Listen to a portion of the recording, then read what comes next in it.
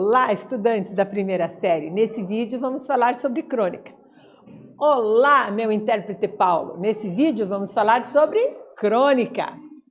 E os objetivos quais são? Ler trechos de crônica, identificando informações explícitas, inferindo uma informação implícita. Refletir sobre a crônica, identificando os recursos de estilo e linguagem. Levante hipóteses comigo. Vamos lá? Vamos começar? Qual será a expressão usada no dia a dia para falar da linguagem que evita as profanidades da nossa era? Você já se questionou sobre isso?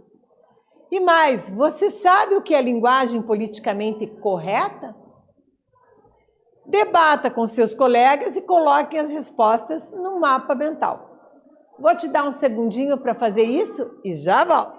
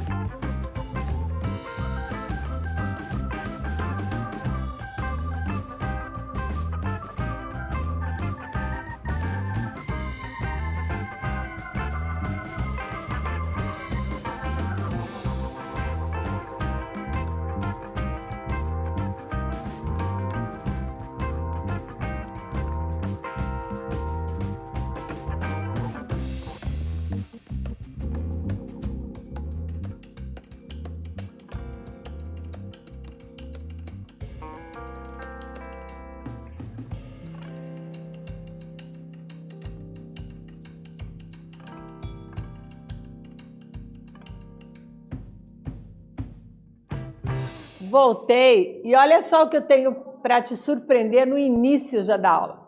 O vocabulário, né? Então, para que a gente possa entender essa linguagem do texto, o que nós vamos ter aqui, ó? Deambulei, que é vaguei, passeei. Maître, que em francês pronuncia-se maître, é o chefe dos garçons, né? Subi a parada, quer dizer, aumentei o lance, arrisquei. Profanidades, né? Então, deturpações ou violações do que é sagrado.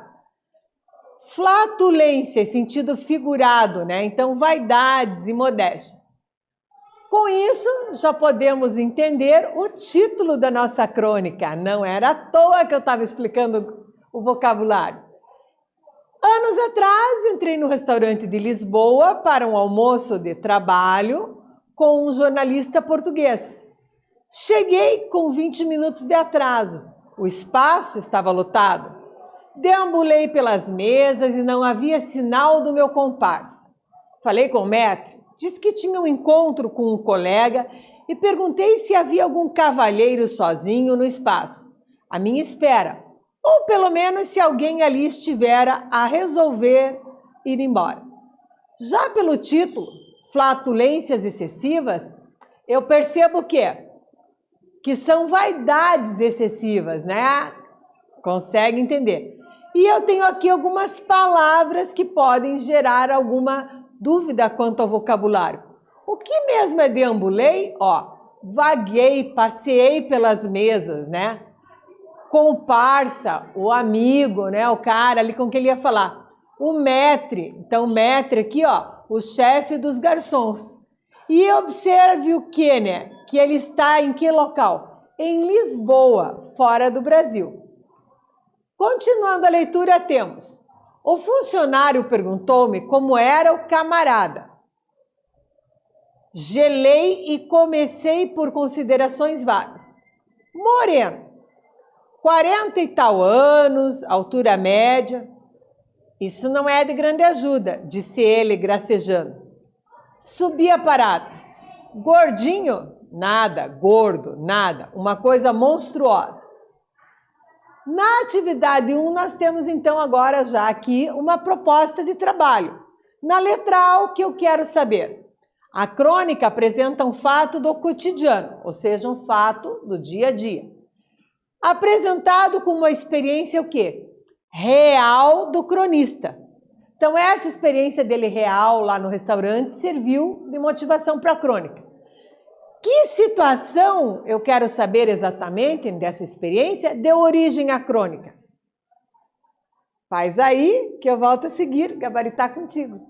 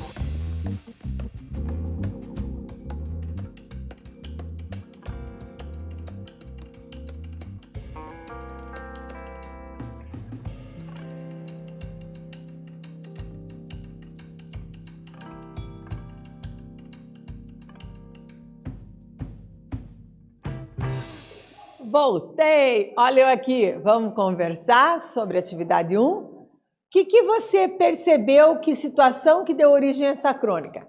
Então a ideia, né, voltando aqui ó, ao início do texto, o que nós percebemos?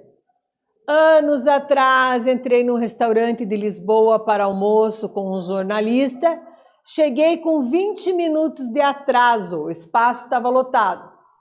Já pescou a situação? Claro, já pôde perceber então que foi o quê? O atraso à chegada a um restaurante, onde o cronista deveria fazer o quê? Encontrar um amigo. E amigo aqui está escrito de diferentes maneiras, né? Ó, o camarada, tá? O comparsa aqui que ele fala, né? Então, dessas maneiras, né? Colega, ele se refere, ó, o funcionário perguntou-me como era o camarada, e aí ele vai falando os vários termos, né? Ó, comparsa, camarada, sobre o amigo que estaria à espera. Ele coloca todo uma caracterização em cima disso. Seguimos com o texto, então. Mentira, fiquei pelo gordinho, pronunciado a medo, e o rosto do homem eliminou-se. Sim, senhor, creio que está no bar. E estava. Foi a primeira vez que senti o demônio da autocensura sobre minhas inocentes palavras.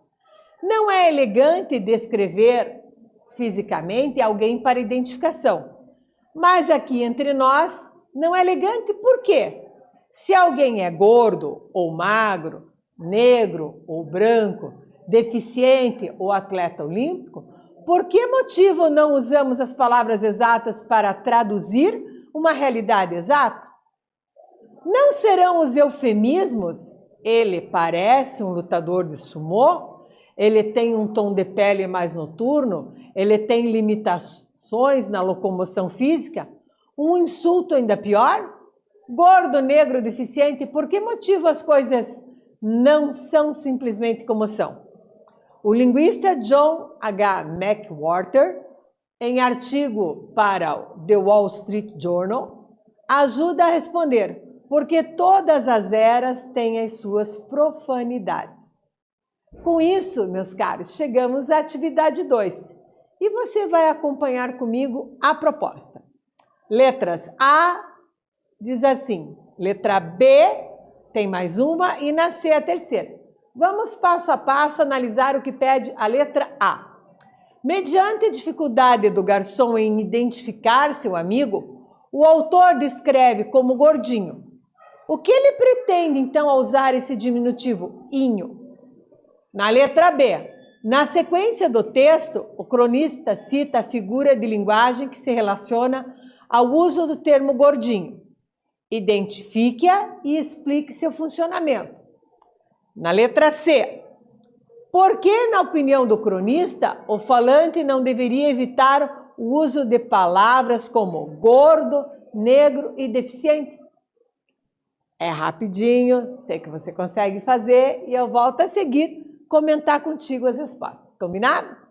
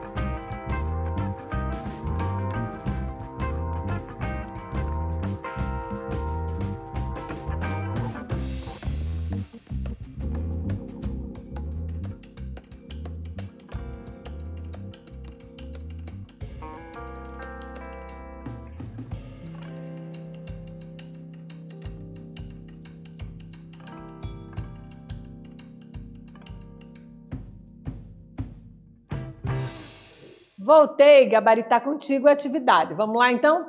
Mediante a dificuldade do garçom em identificar seu amigo, o autor o descreve como gordinho. O que ele pretende com esse diminutivo? Então, gordinho, menininho, queridinho, esses inhos, né? E especificamente aqui o gordinho para o inho para suavizar a palavra gordo, ele acha que poderia ser visto o gordo como uma indelicadeza, então ele quer suavizar isso. Nem sempre dá certo, né? Na verdade, há controvérsias. Na letra B, na sequência do texto, o cronista cita a figura de linguagem que se relaciona ao uso do termo gordinho. Então, ele realmente cita aqui o eufemismo, né? Então, ele poderia dizer, ó, creio que está no bar, né? E aí ele fala assim, ó, os eufemismos.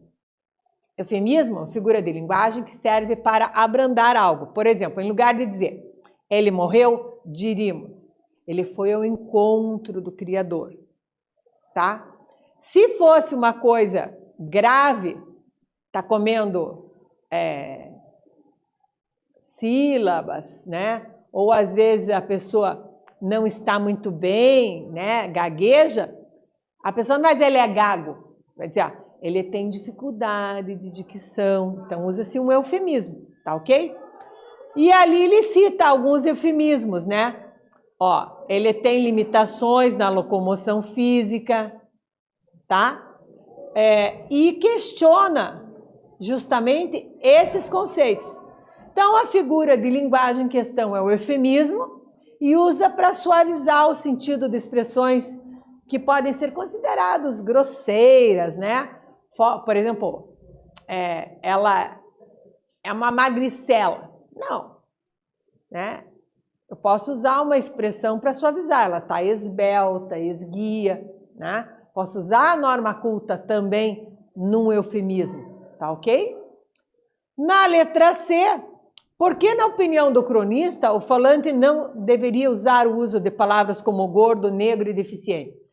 Na opinião do cronista, seria mais preconceituoso usar eufemismos para tentar suavizar as palavras que traduzem objetivamente as características físicas das pessoas. E ele coloca aqui, ó, não serão os eufemismos, ele parece um lutador de sumô, ele tem um tom de pele mais noturno, ele tem limitações na locomoção física, um insulto ainda pior, questiona. E aí ele pega aqui no texto falando, ó, gordo, negro, deficiente, por que motivo as coisas não são, simplesmente não são?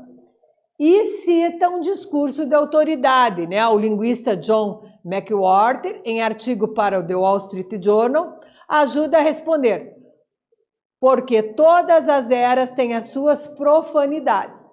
Lembrando, então, que estas figuras de linguagem utilizadas, as figuras de pensamento, né? Elas trabalham com a combinação de ideias. Exemplos são a hipérbole, né, o exagero, morreu de tanto rir, né? Fez toneladas de exercício. Ninguém faz toneladas de exercício.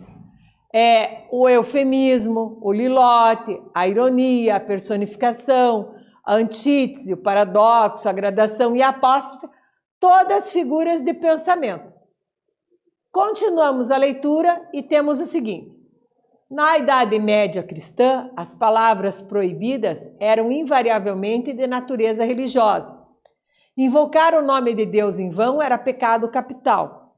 E os nossos antepassados, para evitarem o "Oh God", "Oh Deus", optavam pelas variantes "Oh gosh", "Oh golly", que ainda hoje sobrevivem na linguagem coloquial anglo-saxônica. As coisas começaram a mudar na Idade Moderna, com a emergência de uma burguesia fluente e afluente que procurava refinar os seus hábitos e comportamentos. As profanidades interditas começaram a lidar com matérias físicas e não metafísicas. Então, João Pereira Coutinho publicou esta crônica, tá? Você pode ter aqui o acesso, está disponível. E aqui conversamos um pouquinho agora sobre elementos da crônica.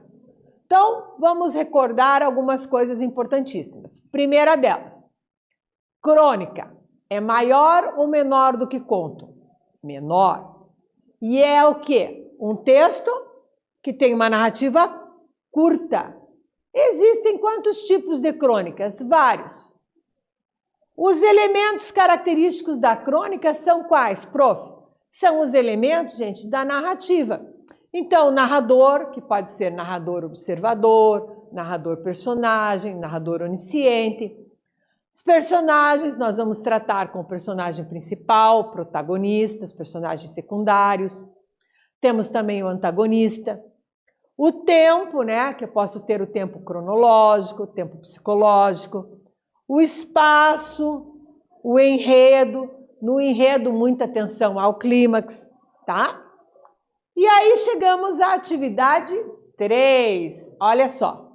O episódio ocorrido no restaurante provoca uma reflexão sobre o uso da língua, não é mesmo? Que aspecto é destacado pelo cronista? Faz aí, que eu te aguardo aqui.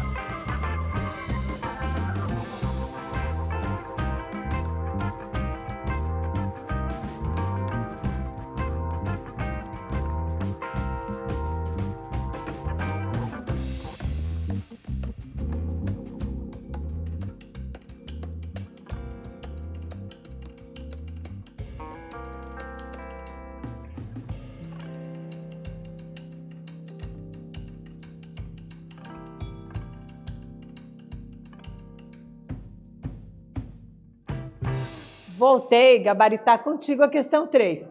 O episódio ocorrido no restaurante provoca uma reflexão sobre o uso da língua? Que aspecto é destacado pelo cronista? Então, nós podemos identificar que o cronista aqui destaca o fato de os falantes tenderem a evitar o quê? Algumas palavras da língua, no caso que se referem a algumas características físicas, temendo ser considerados preconceituosos ou deselegantes. Politicamente correto é um termo que você já deve ter ouvido por aí, não é mesmo? Então, embora às vezes procurando palavras, entre aspas, politicamente corretas, o falante acaba usando termos inadequados, que revelam preconceitos ou até mesmo falta de conhecimento. Buscar uma linguagem não preconceituosa é uma conquista da sociedade, que revela preocupação com os direitos humanos. O que aprendemos? Reconhecemos o estilo e a linguagem de uma crônica Inferimos que, em geral, na crônica, a narração capta o momento, né, o flagrante do dia a dia, o desfecho, que, embora possa ser conclusivo, nem sempre representa a resolução do conflito. E a imaginação do leitor é estimulada a tirar suas próprias conclusões. Neste vídeo falamos sobre crônica. Espero que vocês tenham gostado e até breve.